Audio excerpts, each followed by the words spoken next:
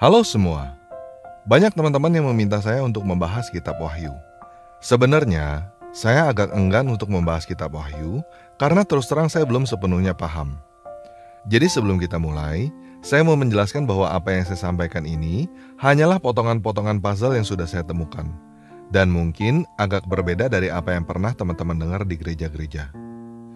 Pada video sebelumnya, saya sudah menjelaskan bahwa jika teman-teman mau memahami kitab Wahyu, pahami dulu kitab Daniel.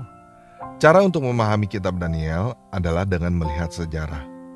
Ada banyak nubuat di dalam kitab Daniel yang sudah digenapi dan bisa dijadikan acuan dalam menafsirkan kitab Wahyu. Karena kitab Wahyu menggunakan gaya bahasa yang serupa dengan gaya bahasa kitab Daniel. Orang yang mencoba menafsirkan kitab Wahyu tetapi tidak memahami kitab Daniel, bisa saya pastikan penafsirannya keliru. Nah, pada video sebelumnya saya sudah menjelaskan tentang garis besar pengenapan kitab Daniel. Jadi teman-teman yang belum paham kitab Daniel, silakan nonton video tentang pengenapan kitab Daniel dulu sebelum nonton video ini ya.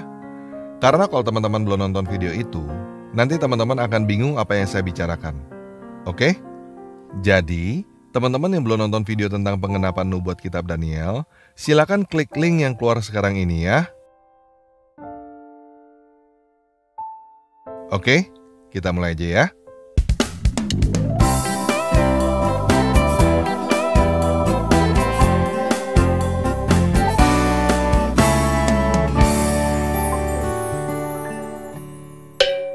Nah, pertama saya mau mulai dengan peristiwa kebangkitan Yesus yang diperkirakan sekitar tahun 34 Masehi. 666 tahun setelah tahun 34 Masehi adalah tahun 700 Masehi.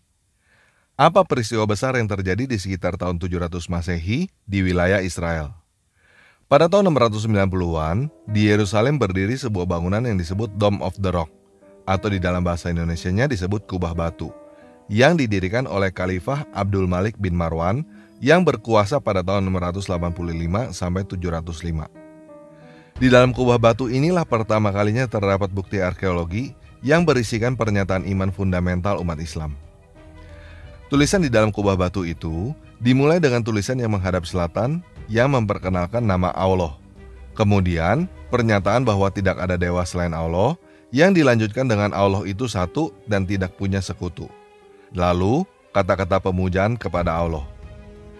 Selanjutnya, terdapat pernyataan bahwa Muhammad adalah utusan dan pembawa pesan dari Allah. Kemudian, di sisi berikutnya terdapat tulisan bahwa Allah dan para malaikatnya memberikan rahmat kepada Muhammad. Lalu terdapat perintah kepada umat muslim untuk berdoa bagi Muhammad dan menghormati Muhammad. Selanjutnya, terdapat tulisan yang ada pada Al-Quran surah 4 ayat 171-172, yaitu peringatan kepada orang-orang buku, maksudnya orang Yahudi dan Kristen, untuk tidak membanggakan agamanya. Pada sisi berikutnya ada tulisan, Isa adalah utusan Allah, kalimat Allah kepada Maria dan roh Allah. Jadi percayalah kepada Allah dan rasul-rasulnya, jangan katakan tiga.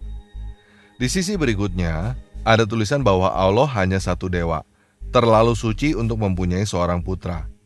Lalu, ada klaim bahwa Allah adalah pemilik langit dan bumi dan cukup sebagai penjaga.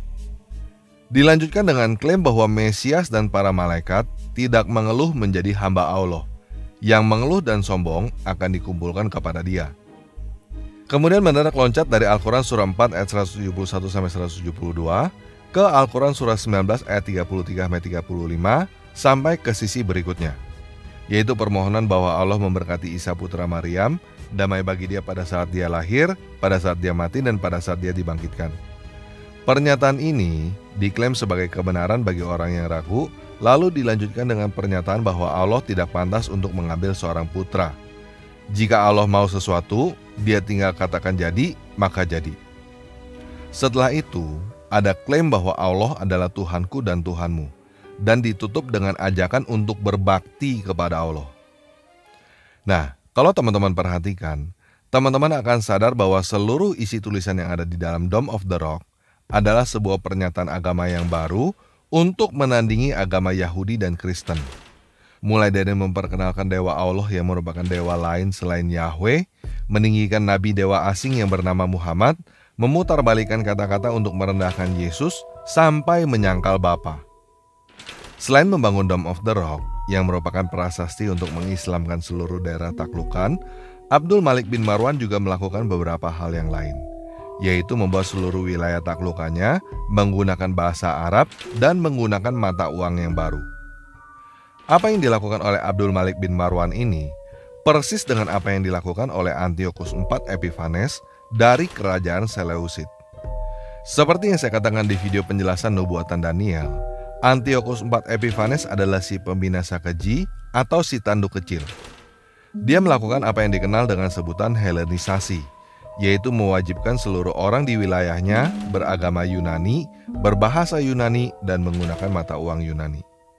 Begitu juga dengan Abdul Malik bin Marwan melakukan apa yang dikenal dengan sebutan Islamisasi, yaitu mewajibkan semua orang di wilayahnya beragama Islam, berbahasa Arab, dan menggunakan mata uang Khalifah Umayyah pada tahun 693. Yang menarik adalah, pada koin yang pertama diterbitkan oleh Abdul Malik bin Marwan, terdapat gambar Khalifah.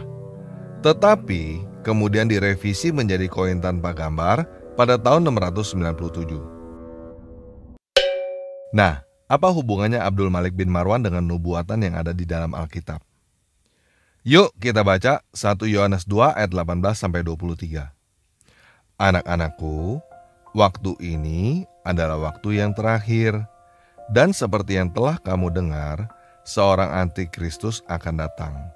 Sekarang telah bangkit banyak antikristus. Itulah tandanya bahwa waktu ini benar-benar adalah waktu yang terakhir. Memang mereka berasal dari antara kita, tetapi mereka tidak sungguh-sungguh termasuk pada kita. Sebab jika mereka sungguh-sungguh termasuk pada kita, niscaya mereka tetap bersama-sama dengan kita. Tetapi hal itu terjadi supaya menjadi nyata bahwa tidak semua mereka sungguh-sungguh termasuk pada kita. Nah, kita tahu bahwa umat Muslim selalu mengklaim bahwa ajaran Islam adalah penerus ajaran Yahudi dan Nasrani, tetapi kenyataannya bukan. Dan dari sejarah Islam, kita tahu bahwa Muhammad berusaha diterima oleh Yahudi dan Nasrani tetapi ditolak. Lalu, pada akhirnya dia menggunakan pedang untuk membunuh Yahudi dan Kristen. Oke, kita lanjut ya.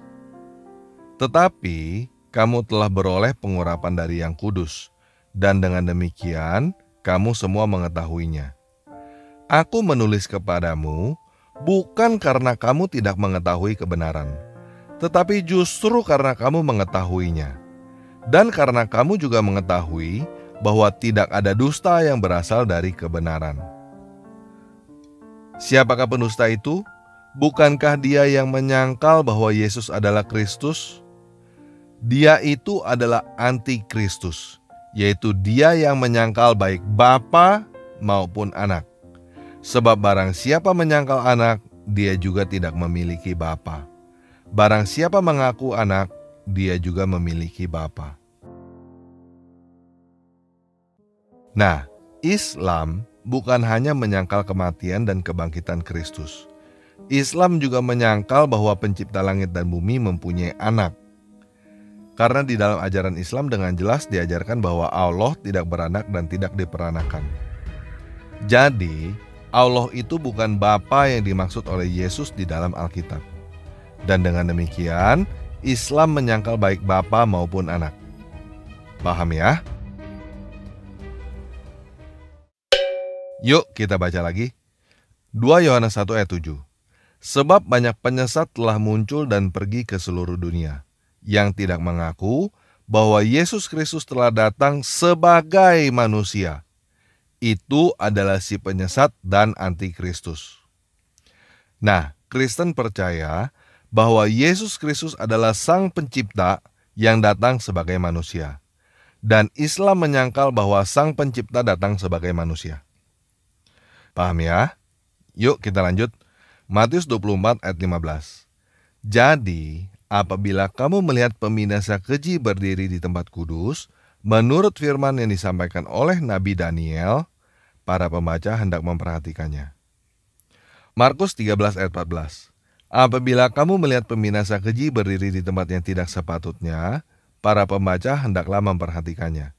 maka orang-orang di Yudea haruslah melarikan diri ke pegunungan. Nah, tempat kudus yang dimaksud adalah Yerusalem. Abdul Malik bin Marwan membuat tempat pemujaan terhadap Dewa Allah di Yerusalem. Seperti Antiochus IV Epiphanes membuat tempat pemujaan terhadap Dewa Zeus di Yerusalem juga. Yuk sekarang kita baca Wahyu 13. Lalu aku melihat seekor binatang keluar dari dalam laut, bertanduk 10 dan berkepala 7. Di atas tanduk-tanduknya terdapat 10 mahkota dan pada kepalanya tertulis nama-nama hujat. Binatang yang kulihat itu serupa dengan macan tutul, dan kakinya seperti kaki beruang, dan mulutnya seperti mulut singa. Dan naga itu memberikan kepadanya kekuatannya dan tahtanya dan kekuasaannya yang besar. Nah, kita tahu dari kitab Daniel bahwa macan tutul adalah Yunani, beruang adalah Persia, dan singa adalah Babilonia. Ketiganya dikuasai oleh kekhalifahan Islam. Maka tampaklah kepadaku satu dari kepala-kepalanya seperti kena luka yang membahayakan hidupnya. Tetapi luka yang membahayakan hidupnya itu sembuh. Seluruh dunia heran lalu mengikuti binatang itu. Dan mereka menyembah naga itu karena ia memberikan kekuasaan kepada binatang itu. Dan mereka menyembah binatang itu sambil berkata, "Siapakah yang sama seperti binatang ini? Dan siapakah yang dapat berperang melawan dia?" Dan kepada binatang itu diberikan mulut yang penuh kesombongan dan hujat. Kepadanya diberikan juga kuasa untuk melakukannya 42 bulan lamanya. Nah, kita tahu dari sumber-sumber Muslim bahwa Muhammad diracun oleh seorang perempuan dan masih hidup kira-kira 4 tahun setelah diracun. Lalu ia membuka mulutnya untuk menghujat dewa, menghujat namanya dan kemah kediamannya dan semua mereka yang diam di surga. Dan ia diperkenankan untuk berperang melawan orang-orang kudus dan untuk mengalahkan mereka. Dan kepadanya diberikan kuasa atas setiap suku dan umat dan bahasa dan bangsa. Dan semua orang yang diam di atas bumi akan menyembahnya, yaitu setiap orang yang namanya tidak tertulis sejak dunia dijadikan di dalam kitab kehidupan dari anak domba yang telah disembelih.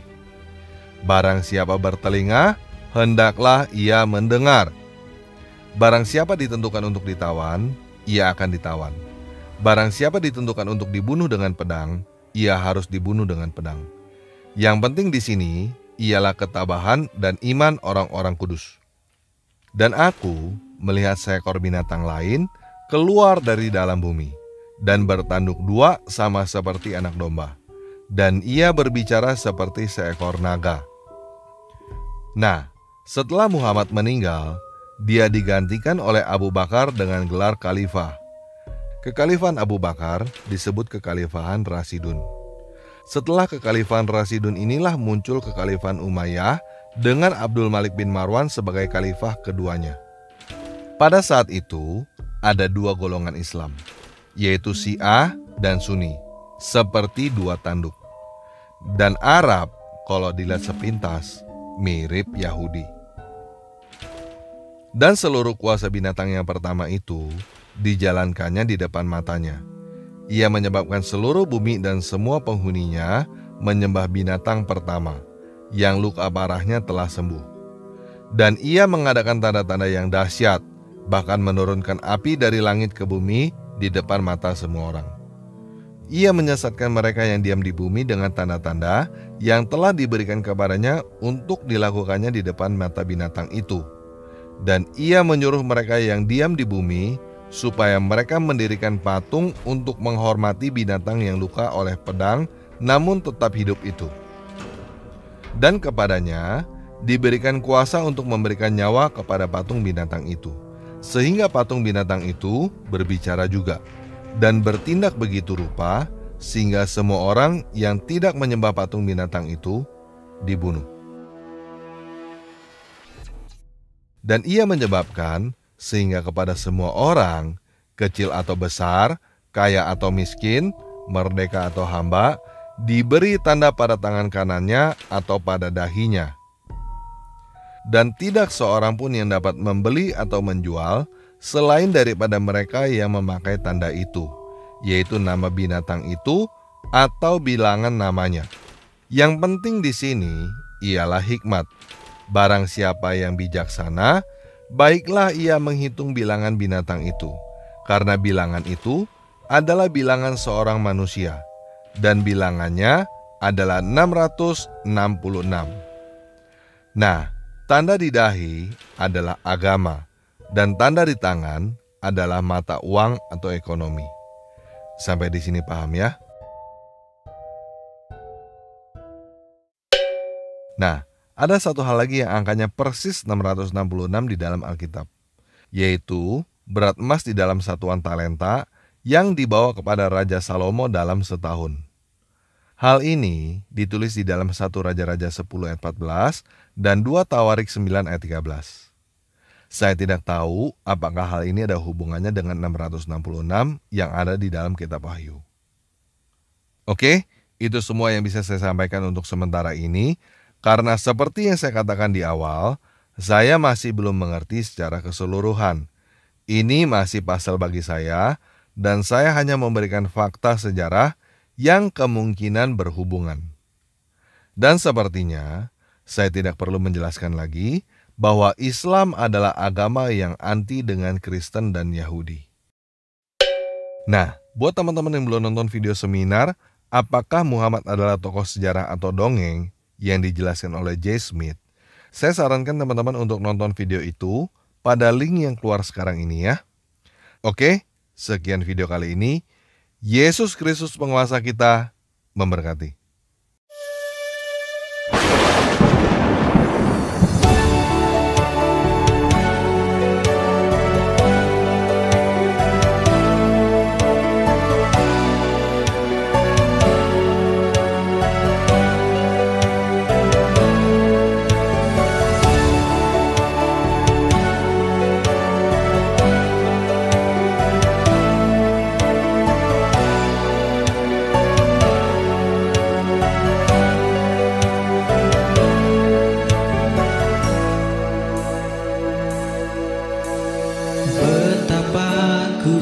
Bersyukur Kau pemilik hidupku, penebus penuntunku. Gadamu dan tongkatmu itu yang menghiburku.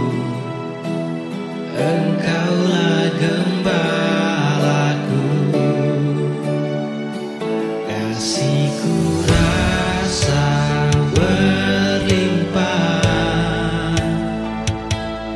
mengurapi hidupku.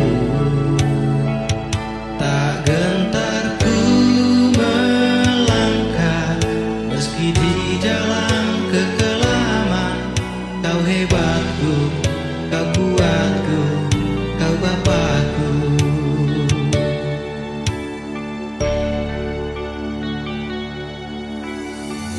Setiap malamku bertelut ku